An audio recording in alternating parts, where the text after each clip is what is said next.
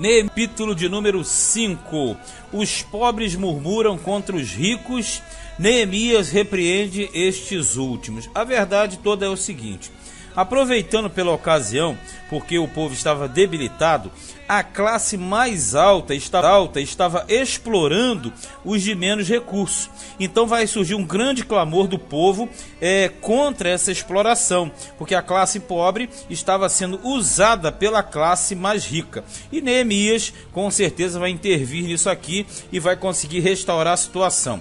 Capítulo 5, verso 1 diz assim: Foi, porém, grande o clamor do povo e de suas mulheres contra os judeus, seus irmãos, porque havia quem dizia: com nossos filhos e nossas filhas, nós somos muitos, pelo que tomemos trigo para que comamos e vivamos.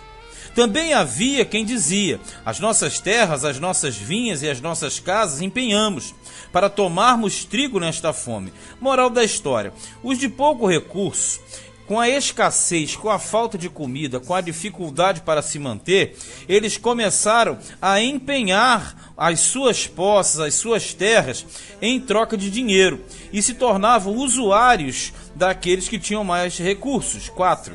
Também havia quem dizia: tomamos dinheiro emprestado até para o tributo do rei, quer dizer, pagar o imposto, sobre as nossas terras e as nossas vinhas. Agora, pois, a nossa carne é como a carne de nossos irmãos, e nossos filhos como seus filhos. E eis que sujeitamos nossos filhos e nossas filhas para serem servos, e até algumas de nossas filhas são tão sujeitas que já não estão no poder de nossas mãos. E outros têm as nossas terras e as nossas vinhas. Moral da história: a classe mais fraca, mais pobre, sofria na mão dos que tinham uma linhagem mais forte, uma condição maior, ao ponto das filhas dos judeus já estarem sendo como servas ou escravas, sendo manipuladas, porque pela lei antiga de Israel, quando não havia condição de manutenção, de pagar dívidas, o credor, ele na verdade, ele vinha e ele podia tomar até os filhos como forma de pagamento. Então aqui eles estão murmurando, dizendo: nós não temos mais nada. Só que quem está nos explorando não é o inimigo, é o próprio povo da terra. 6. Ouvindo eu, pois, o seu clamor e essas palavras, muito me enfadei, e considerei comigo mesmo no meu coração. Depois pelejei com os nobres e com os magistrados, e disse-lhes: usura tomais, usura é juros, tomais cada um de seu irmão. E ajuntei contra eles um grande ajuntamento. E disse-lhes: nós resgatamos os judeus, nossos irmãos, que foram vendidos a gente. Olha só, ele coloca o seguinte: nós estamos pegando os que estavam na mão dos estrangeiros. Agora eles vêm para cá, vocês estão fazendo pior. Olha aqui: segundo nossas posses, quer dizer, nós estamos fazendo de tudo para libertar nossos irmãos da escravidão. E agora eles chegam aqui, vocês querem escravizá-los? E vós outra vez venderíeis vossos irmãos, ou vender-se-iam a nós? Então se calaram, não acharam que responder, porque era uma vergonha. Falou: pô, vocês estão fazendo pior do que os estrangeiros? Nós estamos lutando para trazer o nosso povo, vocês estão fazendo isso? Disse mais: não é bom o que fazeis. Porventura, não devieis andar no temor do nosso Deus, por causa do opróbrio dos gentios, quer dizer, a vergonha, os nossos inimigos? Também eu, meus irmãos e meus moços, a juro, lhes temos dado dinheiro e trigo.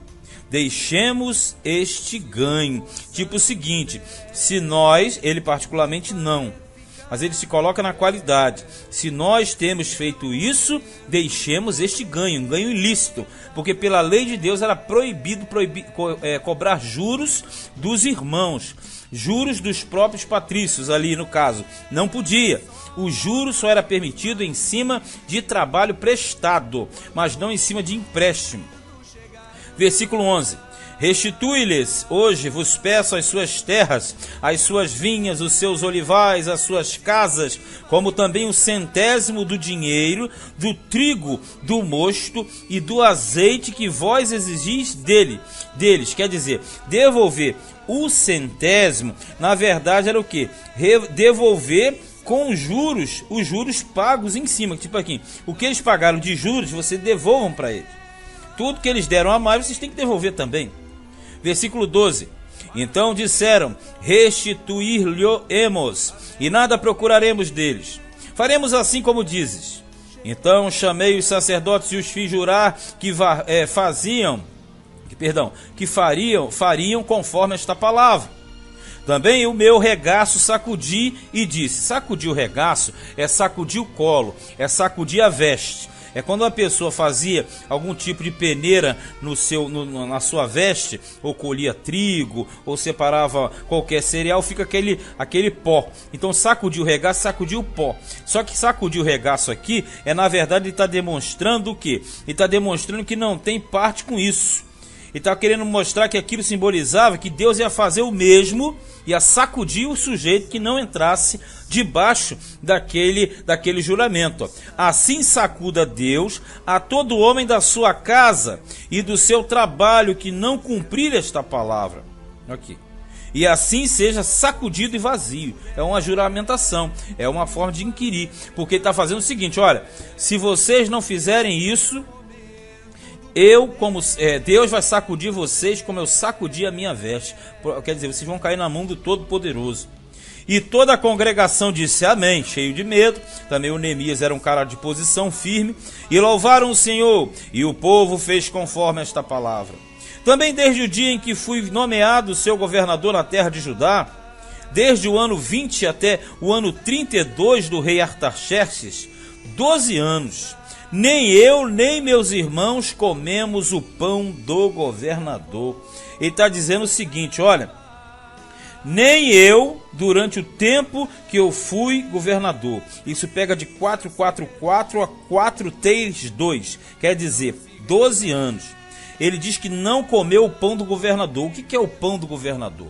São todos os privilégios, todas as regalias que um governador tinha direito pelo estatuto e pela lei persa. Ele está dizendo: mas nós não fizemos isso, eu não fiz isso, porque justamente para não sobrecarregar os meus irmãos. Olha no 15, mas os primeiros governadores que foram antes de mim oprimiram o povo e tomaram-lhe pão e vinho. E, além disso, 40 ciclos de prata. Tomar pão e vinho quer dizer tomar a sua subsistência. Ainda também os seus moços dominavam sobre o povo. Porém, eu assim não fiz por causa do temor de Deus, porque ele sabia que a situação do povo era precária. Então ele falou: eu não vou explorar esse povo, porque esse povo já tem sido explorado. E ele se absteve disso. 16. Antes, também na obra deste muro, fiz reparação, e terra nenhuma compramos.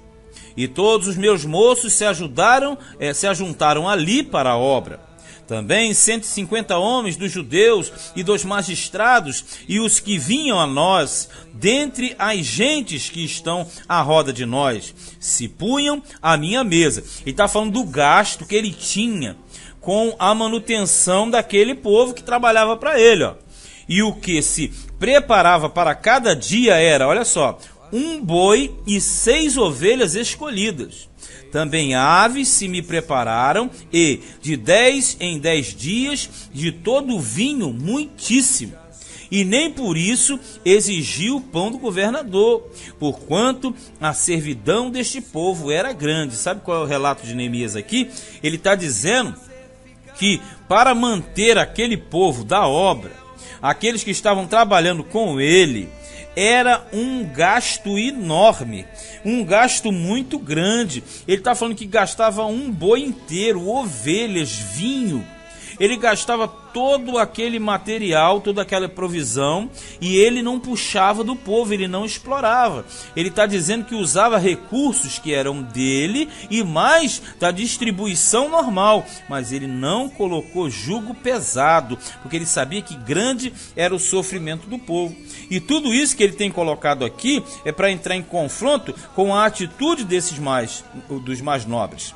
Porque, na verdade, os mais nobres usavam da sua posição para explorarem mais o de menos condição. 19. Lembra-te de mim para bem, ó meu Deus, e de tudo quanto fiz a este povo. Na verdade, Neemias, ele vez ou outra, ele ora. Ele sempre ora. Por isso que o livro mostra que ele era um homem de ação e de oração também. E sempre que ele ora, ele vai colocando o sentido de uma recompensa pelas atitudes que ele tem, que, diga-se de passagem, procuravam ser as mais justas possíveis. E, na verdade, o povo, através disso, retrocederam e pararam de explorar os de menos condições sociais. Este foi Neemias, capítulo de número 5.